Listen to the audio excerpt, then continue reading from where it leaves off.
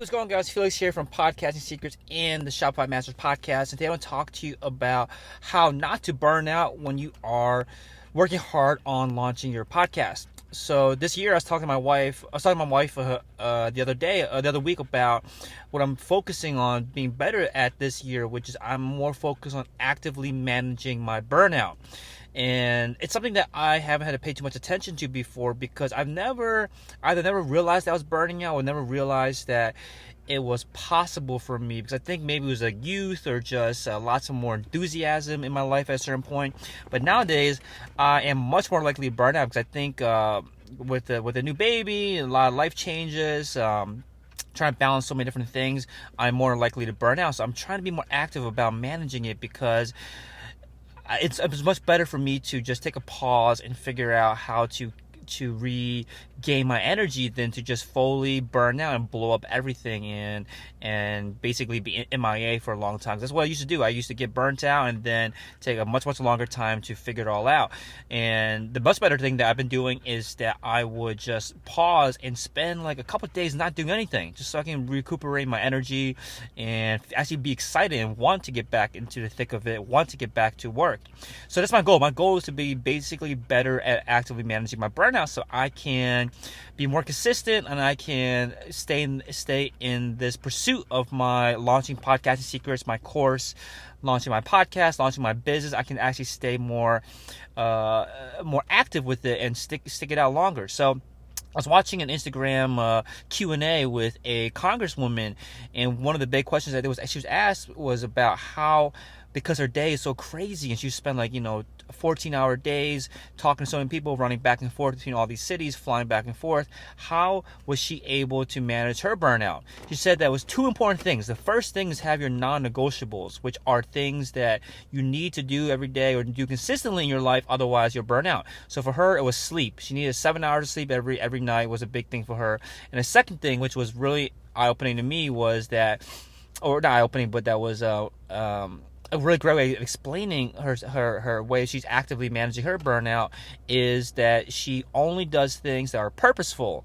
And to me, I've heard that before, and I thought that meant things like, do things that are charitable, or do things that have a good, quote unquote, good cause, that are that are beneficial just beyond yourself, right? Not things that are not selfish. Basically, that's what I thought. What people mean when she says purposeful.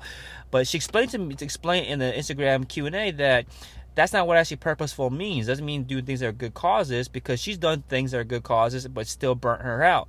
She said that purposeful to her means that the ideas come from her. The ideas, the beliefs come from her. It could come from someone else too, but it has to be something that she could imagine herself coming up with and wanting to do herself. This is eye-opening to me, because I've always spent so much of my time doing things that, not that necessarily people tell me to do, but things that I think that people think I should do. So like what the gurus, what the advice columns for entrepreneurship, what I believe that they would tell me that I should do, I would do those things rather than focusing on what are the ideas that come from within and pursuing those things.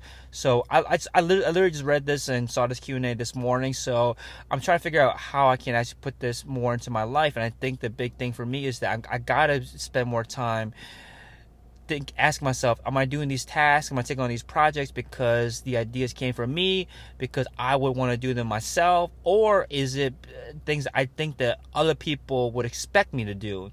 So focus more on figuring out, could the idea come from me? Or is it, again, things that I feel I'm expected to do? And if it's something I'm expected to do, I gotta be careful about taking it on. Because I know that you might have to do some things that you feel like you're expected to do just because there are things that you just have to do.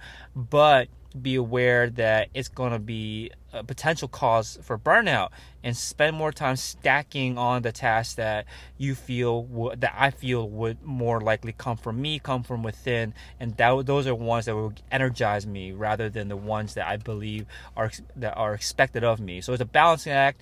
I just think it's important to recognize that. For me, it's important for me to recognize that there are these different types of tasks, and that some are going to be better for burnout, and some are going to be some are going to be more likely to burn me out, and some are going to be more likely to energize me. And the difference, again, is things that I am more likely to come from within versus things that are expectations of myself. So hopefully it helps you out. If you're launching your podcast, you're launching your business, think about that. Think about, is the podcast topic, are the podcast episodes, are the guests that I'm bringing on, are these things that are coming from within? Are these ideas that come from within your own head? They're driven from within your own head? Or are they things that you just think that you are expected to do, that you think that are things that you think you're supposed to do? And again, it's a balancing act. You can't just do things that you want to do, because you need to do things that you don't want to do to give you the opportunity, to give you the freedom to do things that you actually want to do. But just be aware of that as you launch your podcast. Like, am I focusing on the niche, the topic, the episodes? Am I bringing on the guests? Am I doing the things to launch my podcast that actually fuel me, that actually give me energy? Or am I doing things that are going to contribute to my burnout? So hopefully it helps you out. Hopefully it helps you stay in the game longer, because I think that's the key, so stay in the game longer. Again, this is the main statistic I've heard, is that I think if you get past like 10 or 12 episodes, you're in the top like 10% of all podcasters, because most people give up too early. And I think it all goes down to burnout, all contributed to burnout. And by just focusing on if the ideas come from you or not, or are the expectations that you think other people have of you, is a key to identifying what's going to cause you to burn out versus what's going to energize you. Hopefully it helps you out. Talk to you guys soon. Take care. Bye-bye.